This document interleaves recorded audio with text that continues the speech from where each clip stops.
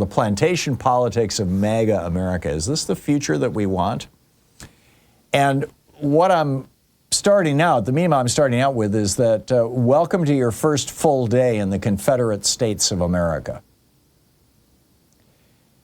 Much like the old Confederacy, the new Confederacy is devoted to making America as white as possible, stripping women and minorities of political and economic power, gutting workers' rights, rigging election outcomes, leaders nakedly taking bribes, using the phony veneer of Christianity to justify brutal policies, making queer people invisible, reconfiguring schools for indoctrination, having militias terrorize minorities and their opponents, and maintaining a government of, by, and for rich white men. You know, and that last point, I mean, you know, never before in American history have we seen a group of men representing so much wealth and so much power as we saw yesterday, you know, $1 trillion worth of wealth sitting there with Donald Trump. And, you know, and they got better seats than any member of Congress or, you know, pretty much anybody. I mean, this is his priority. He is establishing an oligarchy and proudly proclaiming it for all practical purposes. Make America white again. Back in 1924, we got an Immigration Act. It was called the Immigration Act of 24, right? That said that immigrants to the United States must be allowed by our court system based on maintaining the racial balance of the United States in 1890. Now, the reason why Republicans, and it was Republicans who ran the country in 1924 when this was passed, the reason why this was, I believe, the Harding administration.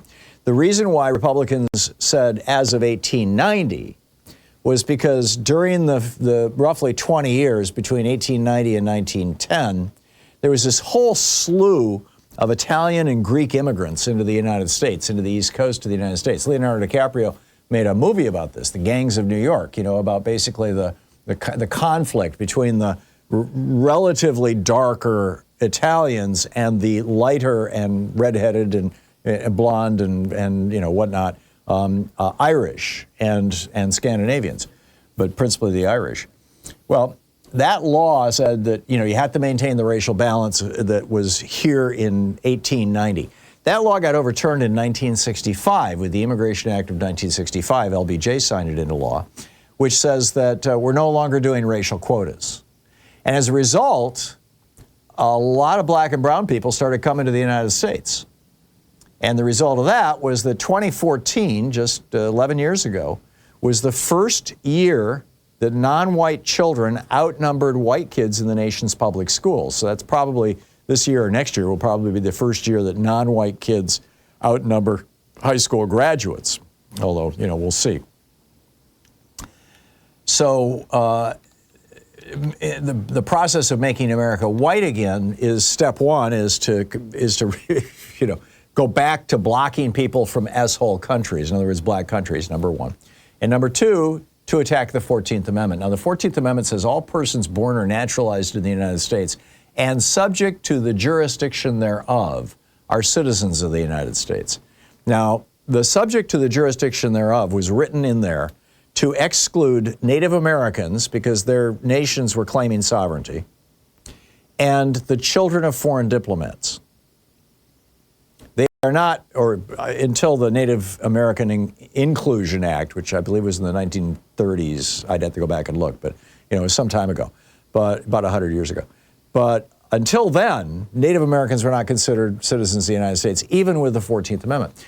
So that subject to the jurisdiction thereof clause has actually been a giant loophole in the 14th Amendment birthright citizenship. So what the Republicans are saying now, or at least the Trumpies, the Trumpsters, or whatever we're going to end up calling them, the Nazis, what they're saying is that if you're here illegally without documentation, you are technically not subject to the jurisdiction of America. America doesn't even know you're here. And if you're not subject to that jurisdiction, then neither is the baby that you have here. And therefore, that baby is not eligible for American citizenship. Now, this is no doubt, you know, there will be a lawsuit. This is going to go to the Supreme Court. This is what Trump wants.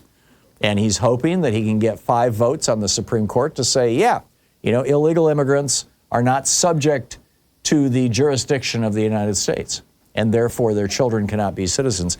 And therefore, let's strip the citizenship of millions of mostly Hispanics whose parents came to the United States illegally. We'll see how this plays out. Another part of Trump's plan, strip women and minorities of political and economic power. This starts with outlawing abortion or ending the right to an abortion in the United States. And then also making voting harder for Black, Hispanic, Native American people, women whose birth certificates don't have the same name as their driver's license. This is a big problem, in many Republican-controlled states. And also rolling back DEI programs. DEI programs, as I said, principally benefit women.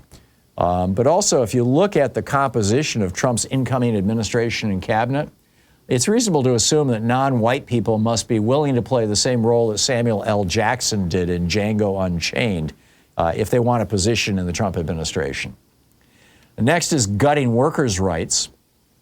You'll recall Donald Trump congratulated Elon Musk on that infamous X Live event where, for firing people who say that they want to form a union.